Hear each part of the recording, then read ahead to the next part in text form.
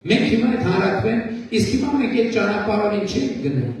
որովհետև Հայաստանի քաղաքացիները արդեն երկար ժամանակ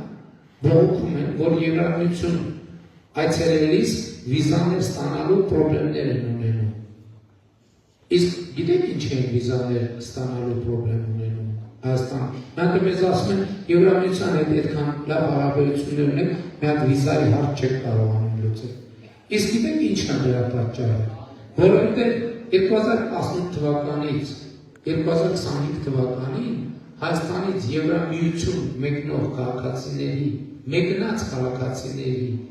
թիվը 500%-ով աճել է, 500%-ով։ Այսինքն եվրոպական երկրների դեսպանատները չեն հասցնում Հայաստանի քաղաքացիների հոսքերը ընդունել։ Պատկերացրեք, եկեք դուք ունեք սենյակ։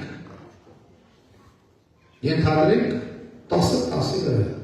կամ ցանկացած կամ այս դահլիճը, քանի նստատեղ կա, 550 նստատեղ կա այս դահլիճում։ Լավ 550 նստատեղ, երբ որ 100 վաճի ներկաների թիվը կտեղավորվի, 550-ը կնստեն, 100 հոգերի լինի, ոնց է լինի ոտքի վրա կկանգնեն։ Լավ որ շատ սեղմենք ման բեն ուրել կանգնենք եւ այլը եւ 200 քեր կկանգնեն։ Լավ եթե մի քիչ շատ նեղ լինի կարող 400 հոգի կանգնեն։ Բայց եթե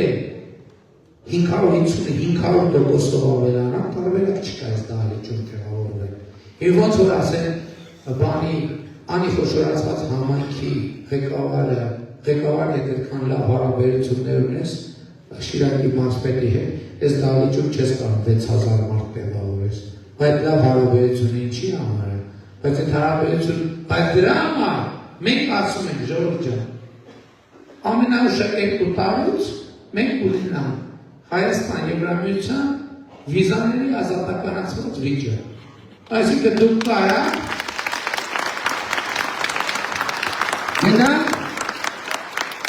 Շիրակ օդանավակայանից ոնց որ ասենք հիմա մեկնում եք որտե՞ղ։ Չէ, հիմա Լառնակը գնալ համար վիզա է պետք։ Այն ժամանակ վիզա պետք չի լինելու։ Այն ժամանակ Լառնակը գնալու համար ձեզ մենակ մի բան է պետք գտնելու, անձնագիրը չմոռանալ։ Մնացած դեպնակահավար նաև տոմս առնել, բայց դե գիտեք, որ 2 եվրո է տոմս կա։